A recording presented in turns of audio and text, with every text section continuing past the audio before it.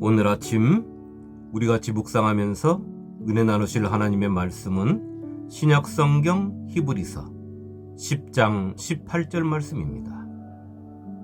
이것들을 사하셨은즉 다시 죄를 위하여 제사 드릴 것이 없느니라. 아멘.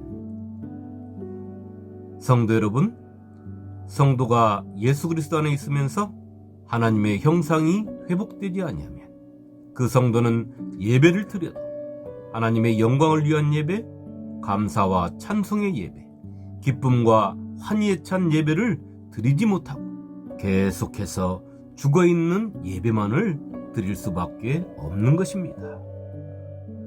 하나님께서는 당신의 아들 예수 그리스도를 통하여 인간의 죄를 속하시는 희생 제물을 받으셨는데도 우리는 계속해서 죄를 용서해달라고 하는 그런 죽은 예배만을 드려야 하고 그런 기도에만 매달려야 하는 것입니다.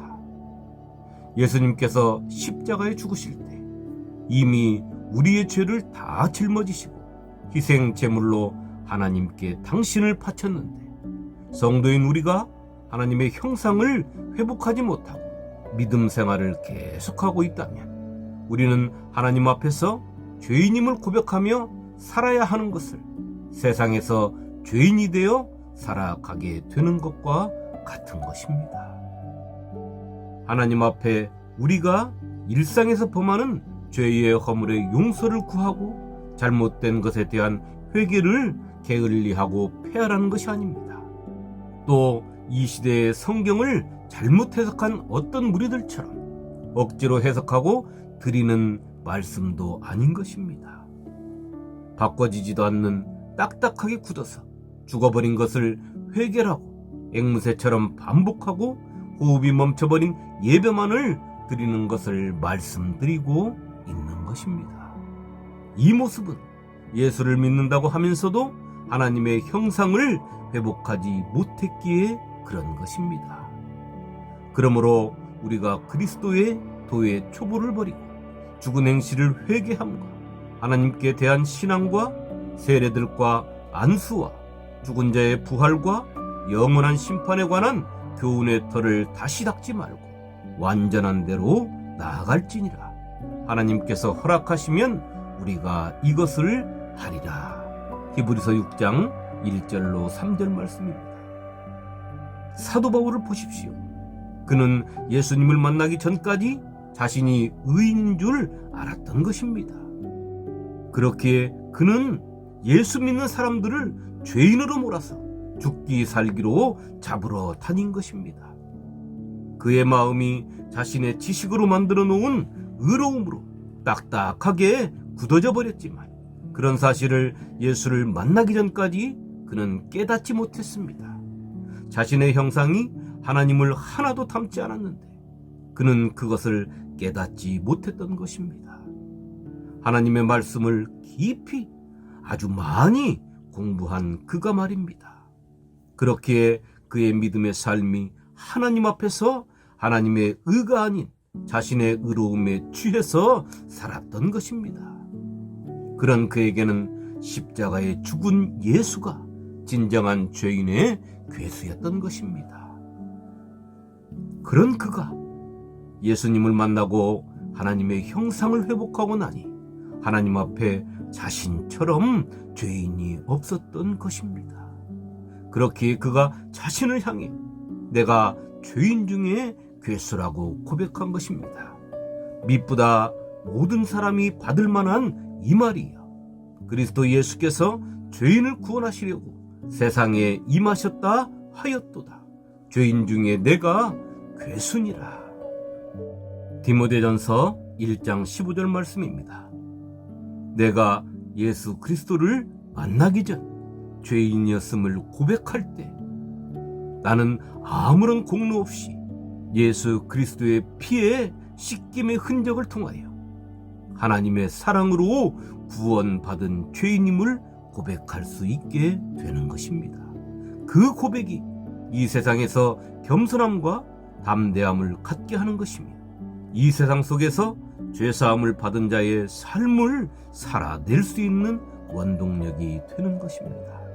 그 그 성도가 삶에서 하나님을 찬양하며 예수 그리스도를 증거하고 주일이면 교회에 나와서 하나님께 찬미의 예배, 감사와 영광의 예배, 성령을 통한 하나님께 경배의 찬송을 올리며 기쁨과 환희의 예배를 드릴 수 있게 되는 것입니다. 그렇지 아니하면 세상에서 매일 죄인처럼 살면서 기쁨도 빼앗겨버리고 담대함도 상실해버리고 두려움과 근심으로 한 주를 보내고 주일이면 교회 와서 하나님의 능력 없으심을 쏟아내며 죽은 예배, 기쁨도 감격도 감사도 찬송도 없는 예배를 드리고 다시 세상으로 돌아가 영이 살아있는 자의 삶을 사는 것이 아니라 영이 죽은 자의 삶을 반복하며 살아갈 뿐인 것입니다. 그런 사람에게 주님의 십자가가 무슨 능력이 있으며 주님의 부활이 어찌 그에게 무덤을 깨뜨리고 죽음에서 다시 살아나신 주님의 부활의 영광이 될 수 있겠습니까? 성도 여러분, 기독교는 십자가에 죽은 예수, 유대의 종교 지도자들이 돈으로 매수하여 죽음으로 끝난 예수를 믿는 것이 아닙니다.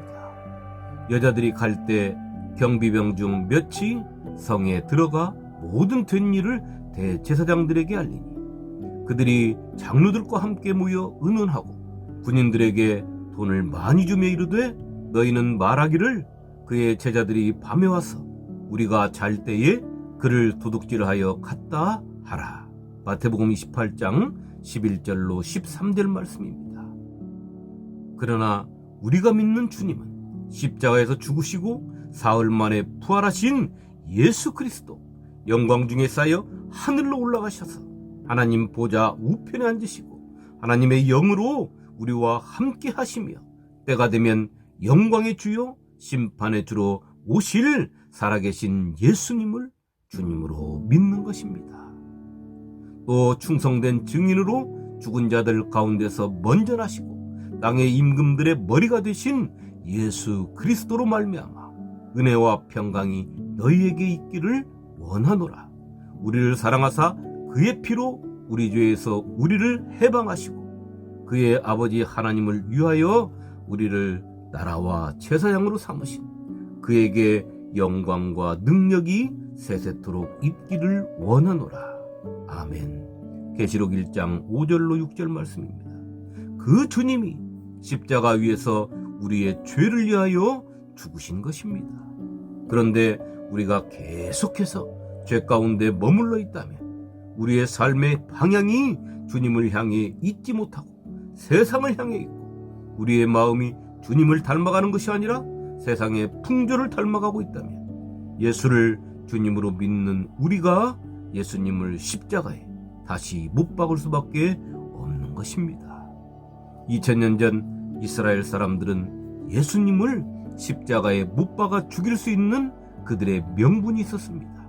왜냐하면 그들은 예수님을 신성 모독한 자, 안식일을 범하는 자, 귀신 들린 자, 이단으로 생각했기 때문인 것입니다.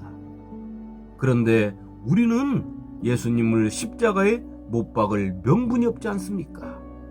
그 예수님을 주님으로 믿고 있으니 말입니다.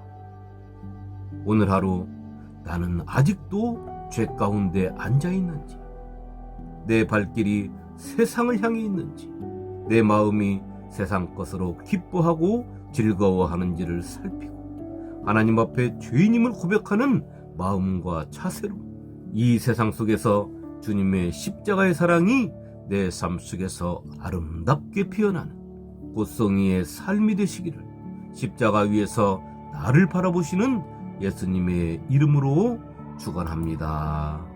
아멘.